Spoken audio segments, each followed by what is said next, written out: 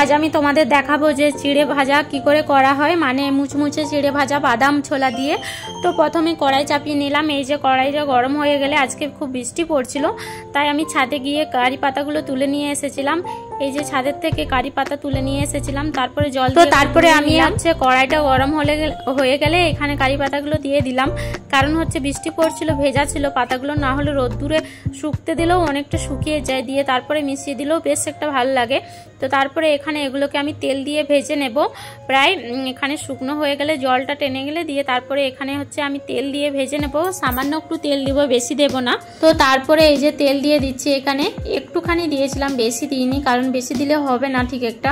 দিয়ে তারপরে এই যে কড়াইতে আমি দিয়ে দিচ্ছি এখানে বাদাম। তো আমি চিড়ে ভাজার সঙ্গে বাদাম মেশাবো, তো বাদাম খুব একটা ভালো লাগে না বাদাম দিয়ে, তাই বললাম যে ঠিক আছে আমার যখন ভালো লাগে না একটু কমই দেবো, কারণ বেশি দিলে আমার খুব একটা ভালো লাগে না, জানি না কেন বাদাম খেতে খুব একটা ভালো লাগে না। তো তারপরে এখানে দিয়ে দিলাম ছোলাগুলো হচ্ছে আমি ভেজে নিচ্ছি। দিয়ে ভাজা হয়ে গেলে দিয়ে ওই ওপরের খোসাগুলো ছাড়িয়ে নেব। এই যে ভাজছি ভালো করে একটু, কারণ একটু অল্প আঁচেই ভাজতে হবে, কারণ বেশি দিলে পুড়ে যাবে। দিয়ে তারপরে সবগুলোকে মিক্স করে নিয়েছি, মানে বাদাম আর ছোলাগুলোকে মিক্স করে নিয়েছি। দিয়ে তারপরে একটু ভেজে নিচ্ছিলাম, কারণ প্রথমবারে একটু কম ভাজা হয়েছিল, মানে একটু নরমই ছিল, বেশি মুচমুচে হয়নি। তো মুচমুচে হলে খেতে বেশ ভালোই লাগে। দিয়ে তারপরে এই যে কুড়িয়ে নিলাম সবগুলো। দিয়ে তারপরে আবার তেল দিয়ে দিলাম কড়াইতে, কারণ হচ্ছে চিড়েগুলো তো করতে হবে। দিয়ে এখানে প্রথমে লঙ্কা দিলাম, লঙ্কা হচ্ছে শুকনো লঙ্কা। দিয়ে তারপরে কারি পাতাগুলো তুলে রেখেছিলাম, তো কারি পাতাগুলো এখানে দিয়ে দেবো। প্রথমে একটু নুন দিয়ে দিলাম, দিয়ে তারপরে এই যে শুকনো লঙ্কা দিয়ে দিচ্ছি।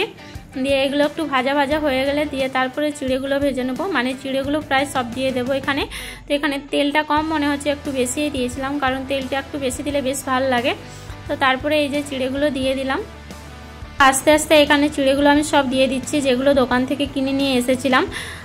তো চিড়েগুলো খুবই সুন্দর, বেশ অনেকটা সাদা টাইপের ছিল, বেশ একটু মোটা মোটা ছিল। তো চিড়ে একটু পাতলা হলে বেশি সুন্দর লাগে। তো এখানে সব মিক্স করে নিচ্ছি। তারপরে এই যে সব আমি ভালো করে একটু ভেজে নিচ্ছি আস্তে আস্তে, মানে মিডিয়াম আঁচে ভাজতে হবে, খুব একটা বেশি আঁচ দিলে হবে না মানে। তো তারপরে এই যে আমি এখানে সব মিশিয়ে নিচ্ছি। তো তারপরে যখন ভাজা হয়ে গেছে এখানে আমি দিয়ে দিচ্ছি এখানে বাদাম আর ছোলাগুলো, যেগুলো আমি আগে থেকে তুলে রেখেছিলাম। তো এগুলো মিশিয়ে নিলাম আস্তে আস্তে সবগুলো দিয়ে। তো আস্তে আস্তে সব অনেক কটাই চিড়ে ছিল, তো আস্তে আস্তে সব মিশিয়ে নিলাম। তো একটু ভাজা হয়ে গেলে দিয়ে নামিয়ে দেব। তো এটা খুবই ভালো শরীরের পক্ষে, আমরা সকালে খেয়ে থাকি। তো বন্ধুরা ভিডিওটি কেমন লাগলো, ভিডিওটি ভালো লাগলে like comment share and subscribe করে দিও বন্ধুরা। টাটা।